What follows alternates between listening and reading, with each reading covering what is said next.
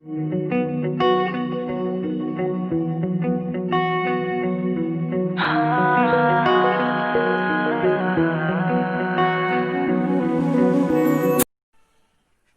Point आहे बघा, representation of function. फंक्शनचं representation कसं करायचं, म्हणजे फंक्शन कुठल्या कुठल्या वेगवेगळ्या फॉर्मॅटने आपल्याला लिहिता येतो. मग आपण पहिला बघूया एरो डायग्राम.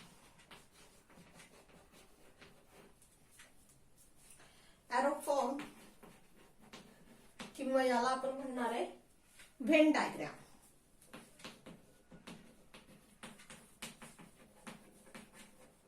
यालाच आपण एरो डायग्राम असं पण म्हणतो. मग आता बघा, एक फंक्शन आपण घेऊयात. This is function f from set A to set B. Suppose इथं मी घेतलं 1 2 3 आणि 4. This 1 is related to 2, 2 is related to 4, 3 is related to 6, and 4 is related to 8. Now this is your arrow diagram or Venn diagram or arrow form of function. आता हे function represent करायचा एक format आहे. मग आता याच्या domain मध्ये कोण कोण आहे बघा, आपल्याला याच्यात लगेच कळतं फंक्शनच्या डोमेन मध्ये कोण आहे. 1 2 3 आणि 4. तर इकडं रेंज मध्ये कोण कोण आहे, 2 4 6 आणि 8. आणि कोडोमेन मध्ये तेवढंच आहे ना. म्हणजे याच्या डोमेन मध्ये आहे 1 2 3 4. पुन्हा रेंज किंवा कोडोमेन मध्ये आहे 2 4 6 आणि 8. मग डोमेन मध्ये कोण कोण आलं बघा. डोमेन मीन्स सेट ऑफ दिस ए. हा ए जो आहे, हा ए म्हणजे कोण असतो, तर सेट ऑफ प्री इमेज. याच्यामध्ये सध्या कोण कोण आहे, तर 1 2 3 आणि 4. तर तुमचा जो रेंज असतो, या रेंज मध्ये कोण असतं, सेट ऑफ इमेजेस. रेंज मध्ये असतं सेट ऑफ इमेजेस, जे नंबर इकडं रिलेटेड असतात तेवढेच. इथं जर एक्स्ट्रा एलिमेंट असेल तर तो रेंज मध्ये येत नाही. मग याच्यात सध्या आता या एक्झाम्पल मध्ये कोण कोण आहे, 2 4 6 आणि 8. हा झाला आपला पहिला फॉर्मॅट सेट रिप्रेझेंट करायचा. हे झालं एरो डायग्राम किंवा एरो फॉर्म किंवा Venn diagram of representation of set. आता याच्याच आपण दुसरा फॉर्मॅट बघूयात. म्हणजे हेच एक्झाम्पल आपण वेगळ्या फॉर्मॅटने वर्बल फॉर्मने बघूयात.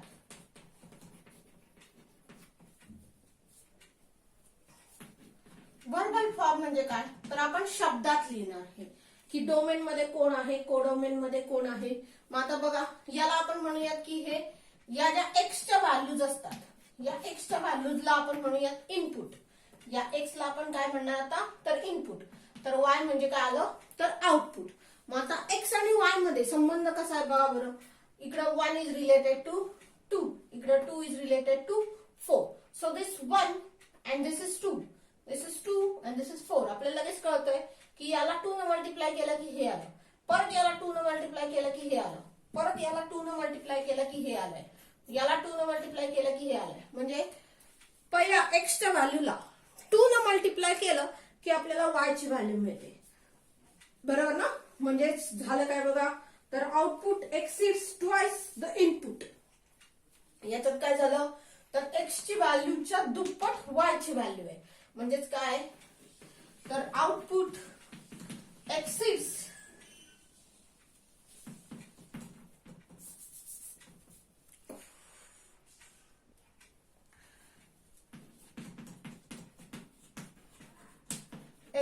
the twice than input. इथला तर नाही लिहिला तरी चालेल. So output exceeds twice the input. म्हणजे इनपुटच्या दुप्पट तुमचा कोण आहे, तर आउटपुट आहे. याच्यामध्ये डोमेन म्हणजे कोण आला, या एक्झाम्पल मध्ये डोमेन कोण आला, तर इनपुटचा set. This is set of input. तर रेंज मध्ये कोण आलं, तर सेट ऑफ आउटपुट. हे तुम्ही शब्दामध्ये मांडलं की एक्स आणि वाय मध्ये काय संबंध आहे, तर वाय हा एक्सच्या दुप्पटी इतका आहे. So output x is twice the input. हे तुमचं शब्दामध्ये तुम्ही मांडलं. बघा आता तिसरा फॉर्मॅट आपण बघणार आहे. आपण ती एरो डायग्राम काढून ठेवली आहे. आपला तिसरा फॉर्मॅट आहे ordered pair.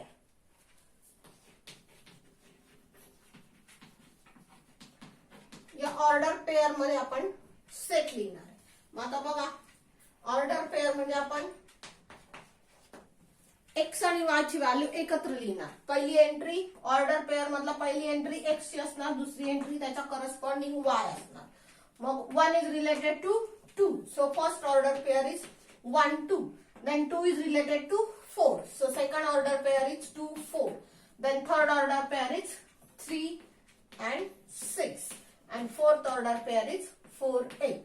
So this is your order pair. Function is written in ordered pair form. So see, this is your function f from set A to set B. In A contains first entry 1, 2, 3 and 4. Now set B contains, it is your range set 2, 4, 6 and 8. So in this example, domain of this function f is your set of first component,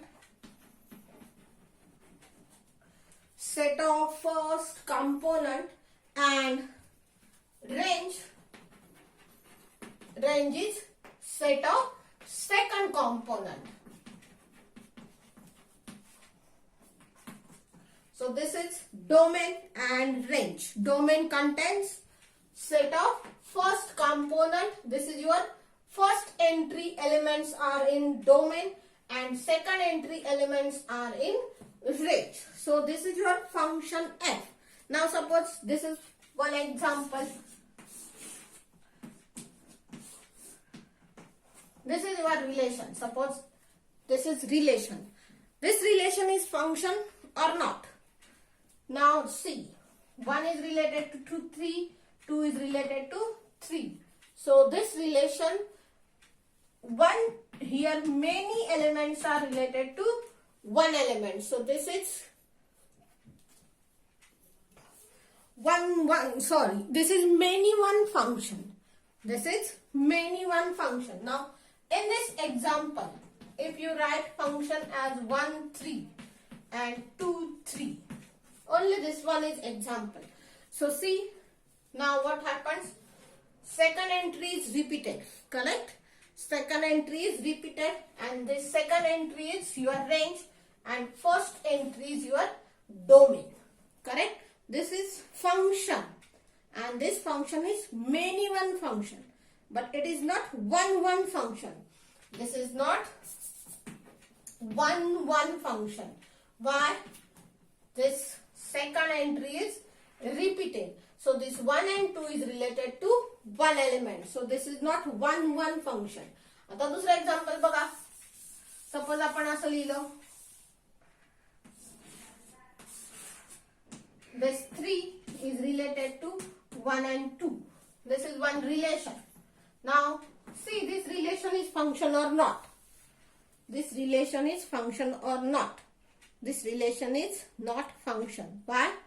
Here one element is related to two elements. One element is related to two elements. Now this one is only relation. In this order pair is 1, 3 and 3, 2. Now what happened? First entry is repeated.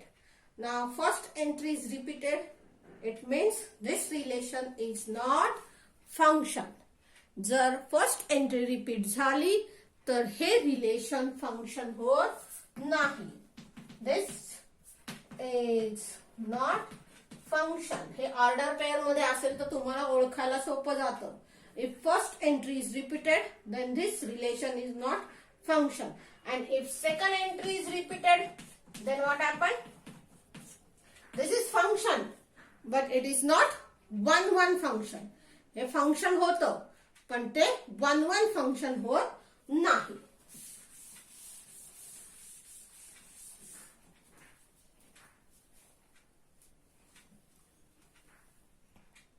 Type is rule और formula.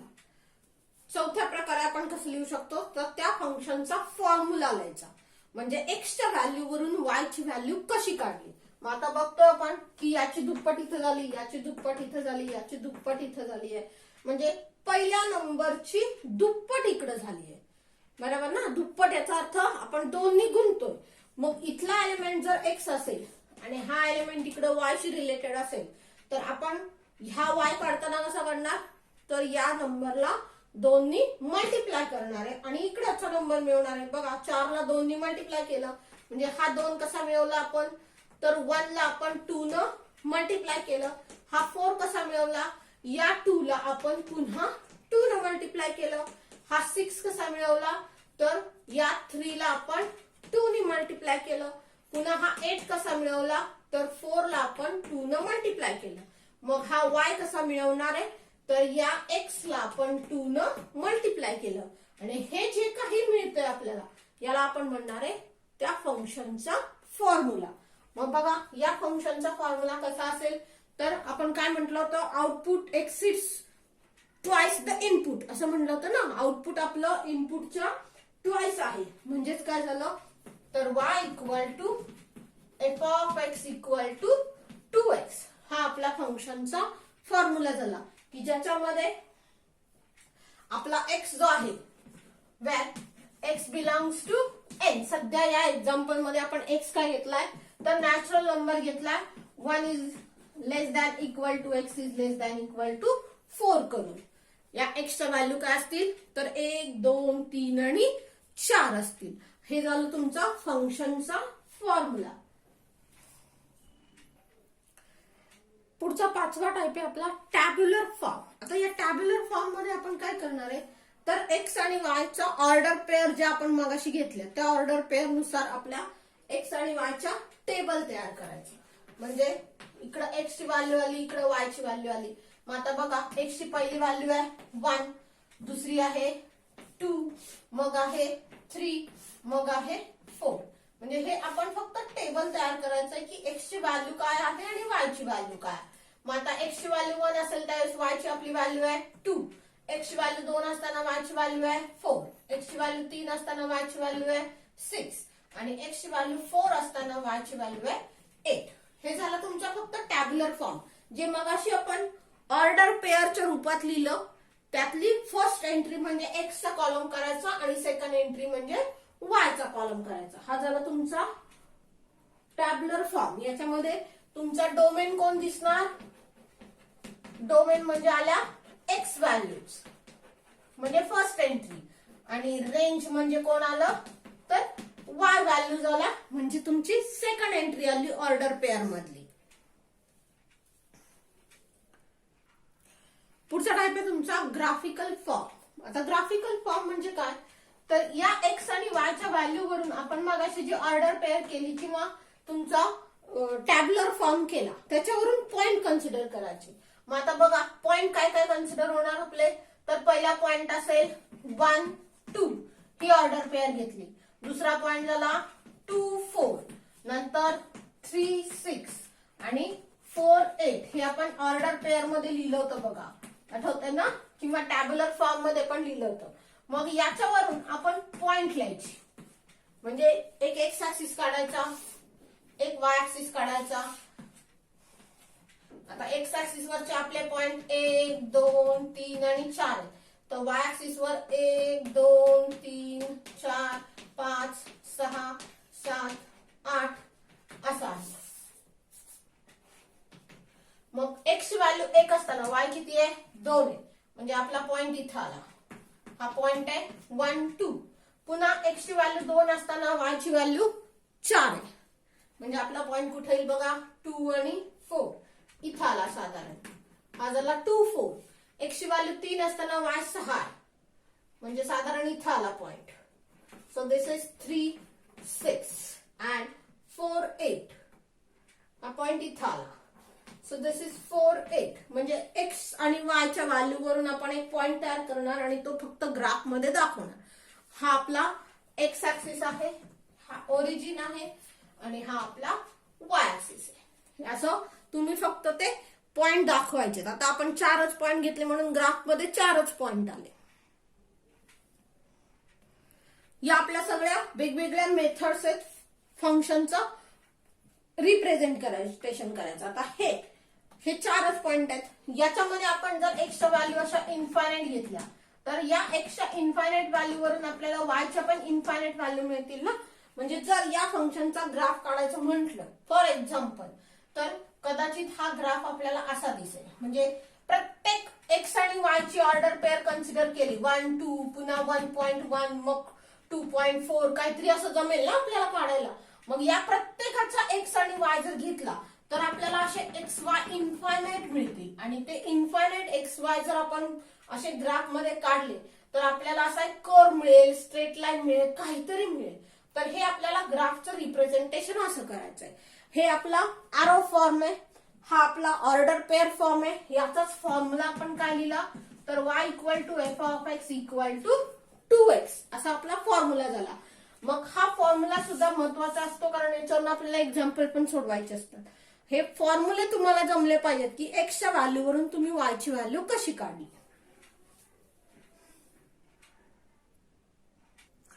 बघा पुढचा point आहे graph of function. यातला पहिला point आपल्याला बघायचा आहे vertical line taste. आता ही व्हर्टिकल लाईन टेस्ट काय सांगते बघा. A graph represent function of X only if no vertical line represent the curve in intersect the curve in more than one point. बघा काय लिहिलंय अ ग्राफ रिप्रेझेंट अ फंक्शन. कुठलाही तुम्ही एखादा ग्राफ काढला आणि हा ग्राफ एखादं फंक्शन रिप्रेझेंट करत असेल. तुमचा कुठलाही ग्राफ जर तुम्ही असा काढला हा ग्राफ आहे किंवा हा ग्राफ आहे किंवा तुमचा असा ग्राफ आहे. कुठलाही तुमचा ग्राफ जो असेल तो ग्राफ एखादं फंक्शन रिप्रेझेंट करतोय असं आपण कधी म्हणणार. A graph represent a function of x only if कधी no vertical line intersect the curve in more than one point. जर तुम्ही त्या ग्राफवर अशा व्हर्टिकल लाईन्स काढल्या तर कुठलीच व्हर्टिकल लाईन त्या कर्वला मोर दॅन 1 पॉइंट मध्ये इंटरसेक्ट होणार नाही.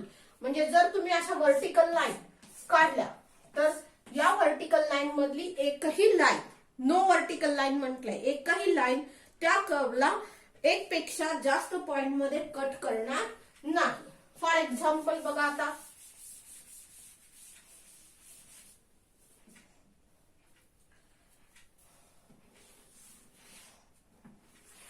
हा आपण ग्राफ काढला. आता हा आपला एक्स ऍक्सिस आहे, हा आपला वाय ऍक्सिस आहे, हा आपला ओरिजिन आहे. मग आपल्या एक्सच्या व्हॅल्यू वायच्या व्हॅल्यूज आहेत.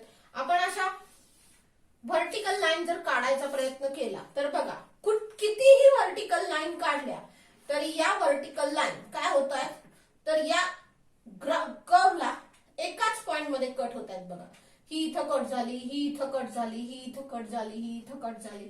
अजून एखादी लाईन काढली तर ती इथं कट होणार आहे. म्हणजे कितीही लाईन काढल्या तरी ती एकाच पॉइंट मध्ये कट होते. त्यामुळे हे काय असेल तर एक फंक्शन आहे. So this is function. का तर no vertical line cuts the किंवा intersect the graph more than 1 point. तुमची एकही लाईन ही तुमच्या कर्वला एकापेक्षा जास्त पॉइंट मध्ये कट होत नाही. कितीही व्हर्टिकल लाईन काढल्या तरी असंच होणार आहे. पण तोच तुम्ही जर असा इलिप्टिकल ग्राफ काढला तर काय होतंय बघा. मी अशी हा माझा इलिप्स असणार आहे.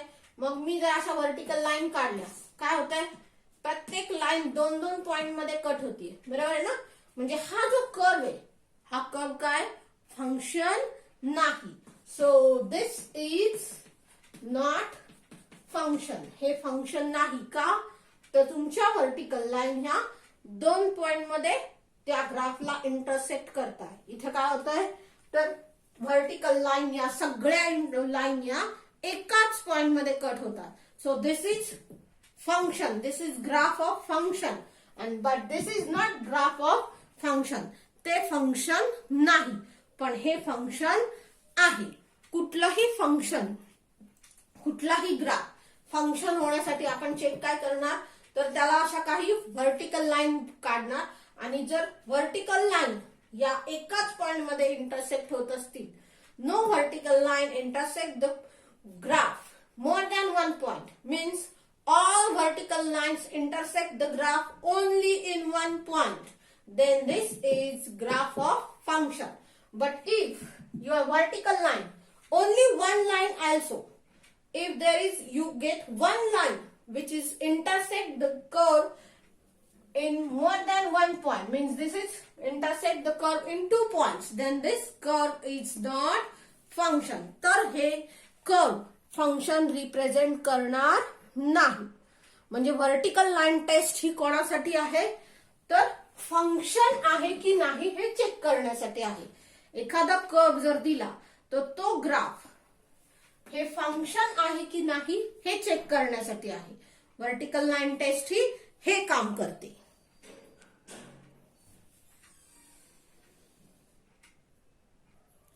पुढचा पॉइंट आहे बघा, हॉरिझॉन्टल लाईन टेस्ट. आता आपण व्हर्टिकल लाईन टेस्ट बघितली याच्या आधी, आता ही हॉरिझॉन्टल लाईन टेस्ट आहे. मग अशी व्हर्टिकल लाईन टेस्ट मध्ये आपण काय केलं, तर उभ्या लाईन मारल्या. आता आपल्याला हॉरिझॉन्टल म्हणजे आडव्या लाईन्स मारायच्या कर्ववर. मग आता काय सांगतं बघा, if no vertical line intersect the graph of function in more than one point, then the function is 1 1. आता हे फंक्शन आहे. मग अशी काय होतं, तो व्हर्टिकल लाईन ऑफ टेस्ट आपण कशासाठी केली, तर तो ग्राफ फंक्शनचा आहे की नाही चेक करण्यासाठी. आता हा ग्राफ फंक्शनचा आहे, so no vertical line intersect the graph of function. एक फंक्शनचा ग्राफ काढला आपण, आणि हा ग्राफ मगाचाच ग्राफ काढूयात बघा. हा असा ग्राफ होता मगाचा. मग no vertical line intersect the graph of function in more than one point, then the function is 1 1. जर तुम्ही या फंक्शनला हॉरिझॉन्टल लाईन काढल्या, बघा आपण हाच ग्राफ मगाशी काढला होता.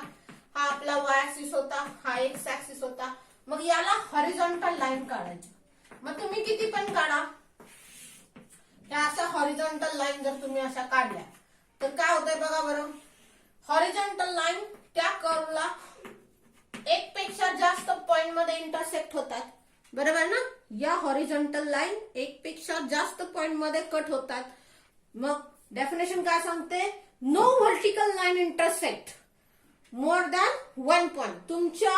तुम्ही जर असे ग्राफला हॉरिझॉन्टल लाईन काढल्या तर एकही लाईन एक पेक्षा जास्त पॉइंट मध्ये कट झाली नाही तरच ते फंक्शन कसं होणार, तर 1 1 फंक्शन होणार. जर एक पेक्षा जास्त पॉइंट मध्ये फंक्शनला कट झाली तर ते 1 1 फंक्शन होणार नाही. म्हणजे हॉरिझॉन्टल लाईन ही फक्त आपल्याला सांगते की फंक्शन 1 1 आहे की नाही.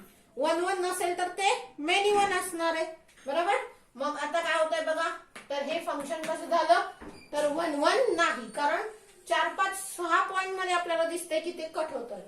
So this is not 1 1 function. हे 1 1 फंक्शन नाही. बघा दुसरा एखादा कर्व काढा.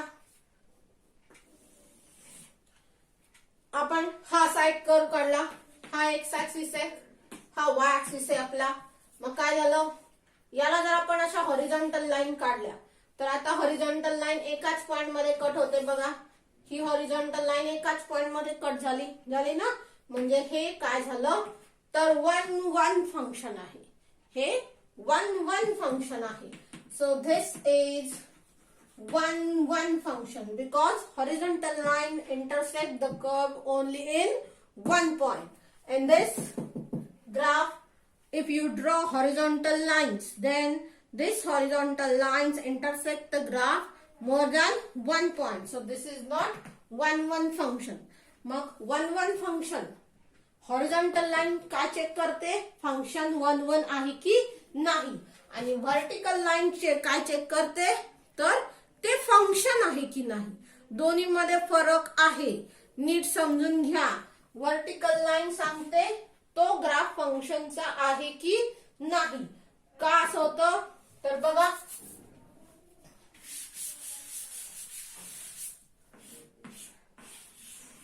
व्हर्टिकल लाईन मुळे इथं काय झालं तर आपल्याला ती व्हर्टिकल लाईन 2 पॉइंट मध्ये इंटरसेक्ट झाली, बरोबर आहे ना.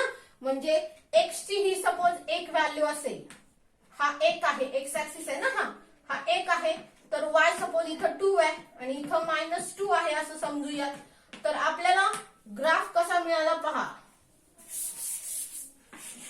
तर इथं एक्स ची व्हॅल्यू 1 असताना वाय 2 पण आहे आणि -2 पण आहे, बरोबर ना.